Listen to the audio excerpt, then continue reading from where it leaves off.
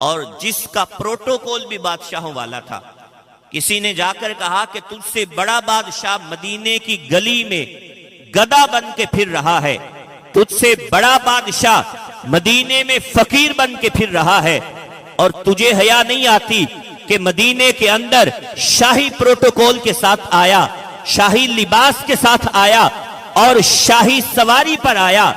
उस बादशाह ने भी बड़ा प्यारा जवाब दिया। उसने कहा कि जो इमाम महमूद गज़नवी ने तरीका अपनाया वो भी इश्क से भरा हुआ है, वो भी मुस्तफा को पसंद है, लेकिन अगर मैं बादशाहाना प्रोटोकॉल से आया हूं तो मेरी सिर्फ नीयत यह है कि हुजूर मैं लोगों को दिखा सकूं कि आपने अपने गुलाम को कितना नवाजा है, मैं लोगों को दिखा सकूं कि हुजूर आपकी अता क्या है। लब वाह है, आंखें बंद